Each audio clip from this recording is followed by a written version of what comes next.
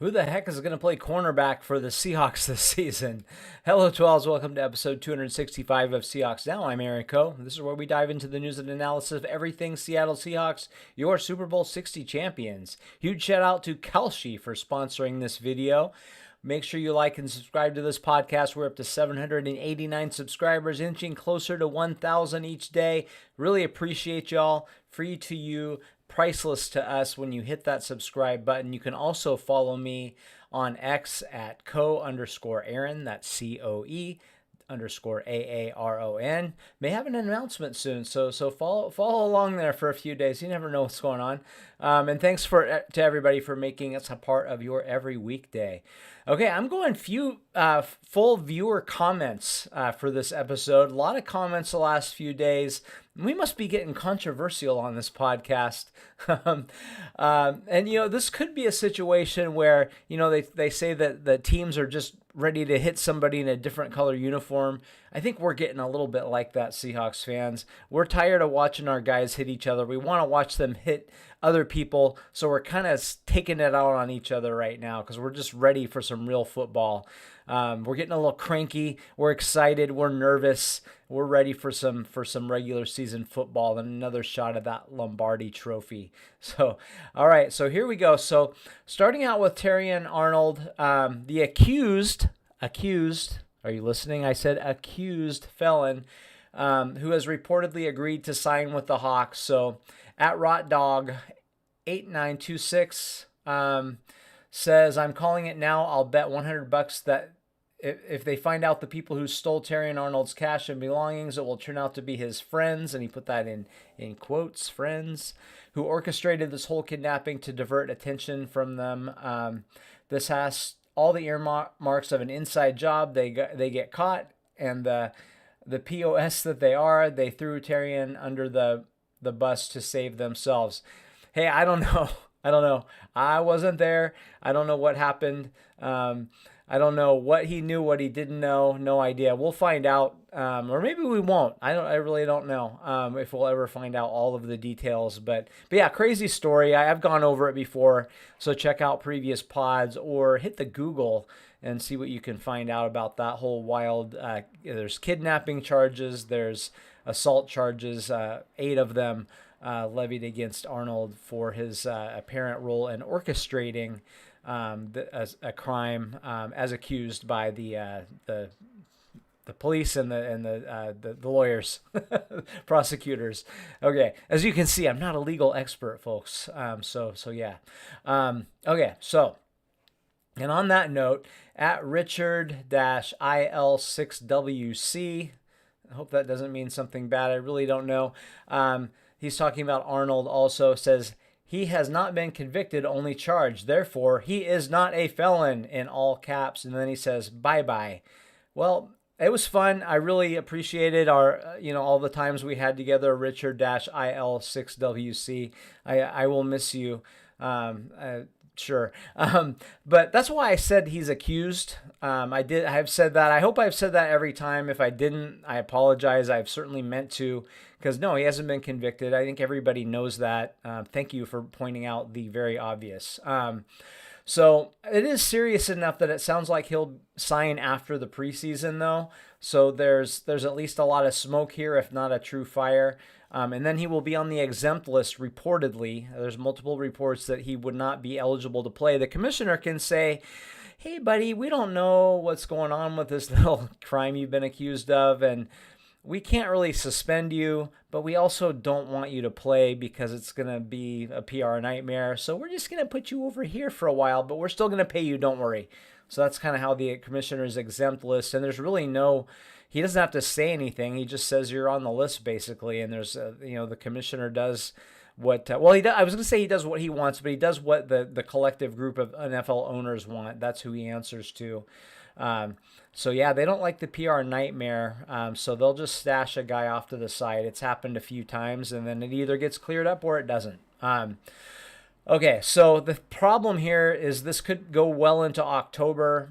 He has an October 5th hearing, so that would be, I think, after Game 4 against the Chargers. And the NFL will run its own investigation. Believe me, they're not just going to turn on court TV or something and watch the hearing. You probably can't get it on there, but you get the idea. They're not just going to read about it or find out what happens. They're looking deeply into this now. The Seahawks are looking into it. They already have a lot before they even started talking to Arnold. So they probably know more. They might know more than the prosecutors at this point, because the NFL got some money and they spend it to find out what's going on with people. Believe me. So, and I'll say this, the Seahawks must be a little bit concerned about their cornerback position, because obviously they're going after Arnold, which, again, it's not a huge risk in terms of it's just a minimum salary deal. You could cut him at any time, so that's fine. But obviously the PR and the locker room culture, those are risks a little bit. And then they're also trying out former Cowboys corner Trevon Diggs. Now, he's only 27, which I'm like, what is he, 32? No, he's 27. But he hasn't played it in a full season of football games since 2022. He tore his ACL in 2023 and then had an additional procedure in 2025. I think he played in 9 games last season. So, yeah, they're just kind of seeing he was a pretty good player when he was fully healthy. So I think they're seeing how that knee is doing, and could he help out with at least the depth on the team. So we'll see if that goes anywhere. And yeah, they must be concerned about Julian Neal, the draft pick this year that I thought maybe had the measurables of what they're looking for, but he really hasn't been able to practice very much. So they may be concerned about that. And I think they're maybe a little concerned about Nehemiah Pritchett's overall upside. Like, they think he's a pretty good player, but is he a guy that you want out there, on every play? Maybe they're not sure. I'm not reporting that they're not sure. I'm just saying it is possible, because they seem to be looking around for a starting level corner, or at least somebody who could help them out. So, yeah, curious to see where all that goes. Okay, so then, next comment was from Sea Bear Art, a regular commenter. We thank you for your service, Sea Bear Art. So he says, not too worried about running backs in the preseason. Hopefully all are ready week 1. So I got a little panicky because some of the running backs haven't been practicing or playing.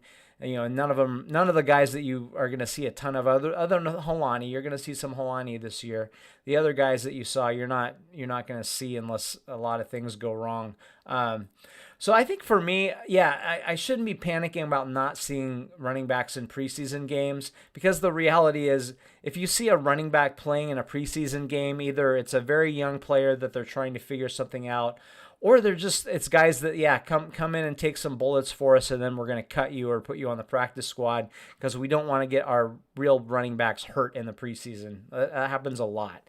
Look up who has led the Seahawks or any NFL team in carries each season, and that ain't exactly a Hall of Fame list for the most part, of guys who are up there in carries in the preseason. So yeah, Sea Bear Art, thank you for calming me down. That's a good point. We should not worry about who we see in the preseason. I think I'm just anxious to see what this new running back room is going to look like.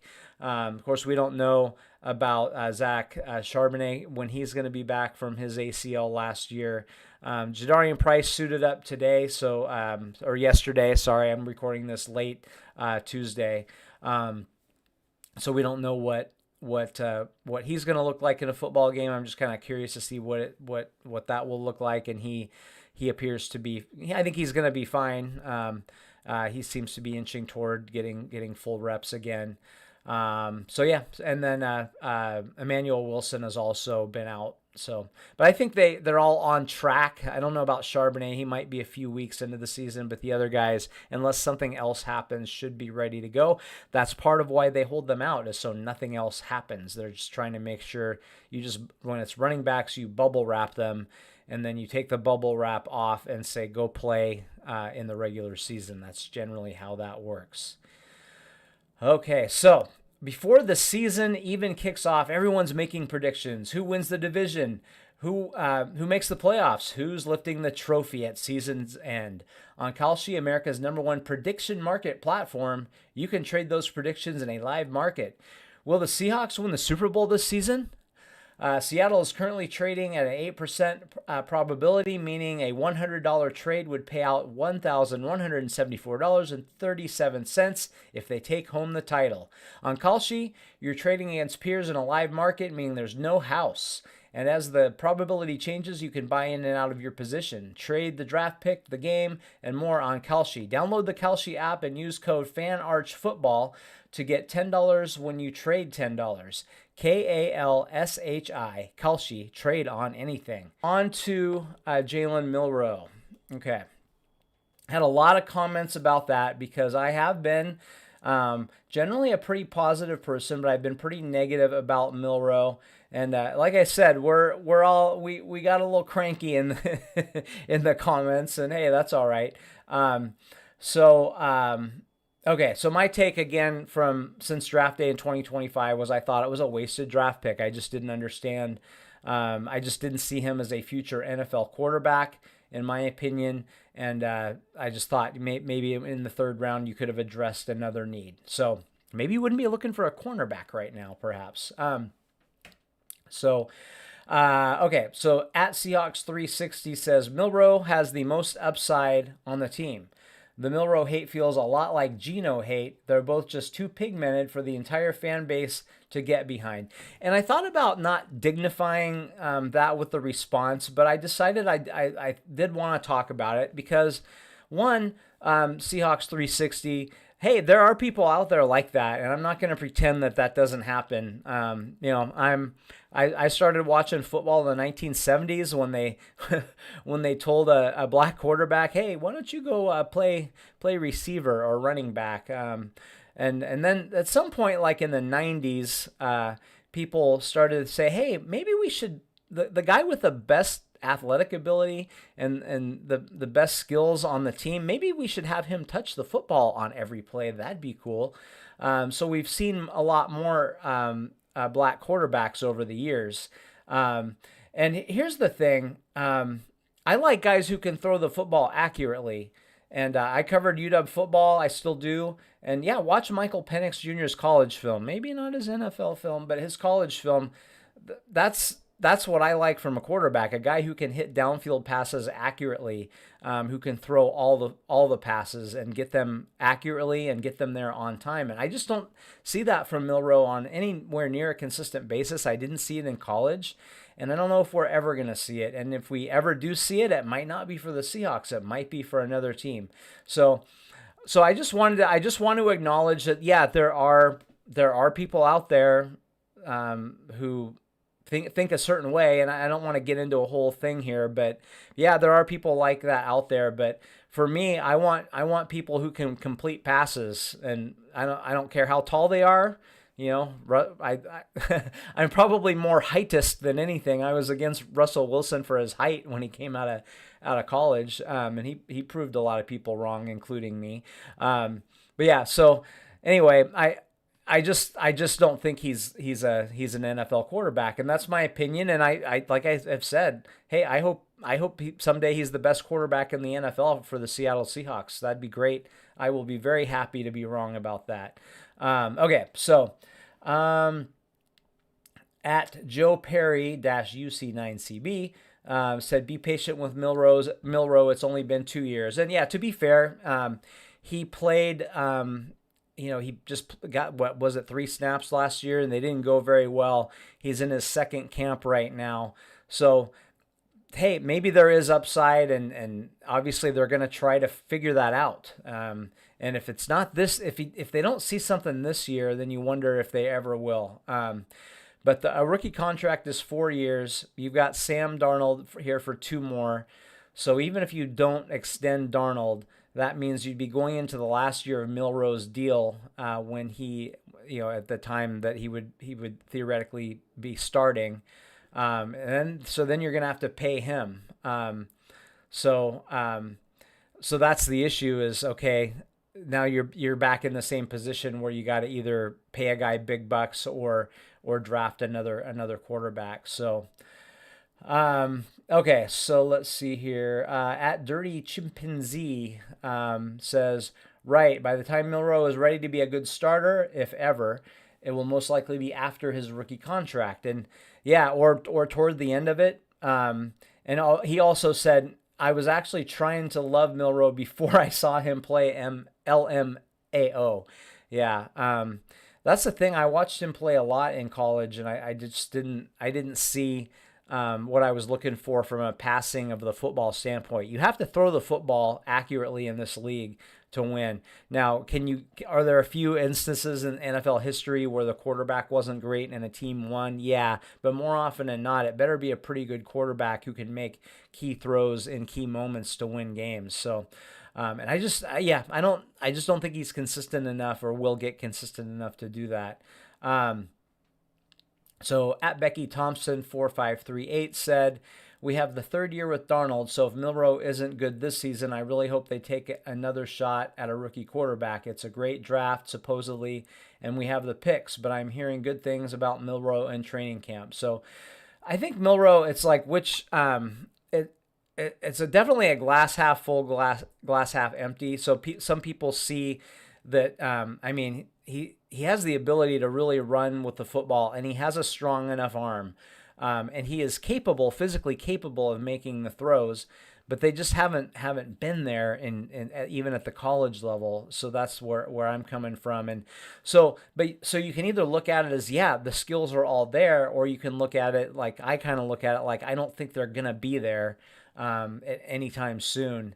And I've said all along, I think he is a quarterback who, if he improves and gets pretty good, he could get you 10-7 and maybe win a playoff game or lose in the first round of the playoffs. I just don't think he can make the throws against top defenses to get you to where you want to go, which is Super Bowl. I don't want 10-7. So that's where I'm coming at. And again, I acknowledge, hey, I could be wrong.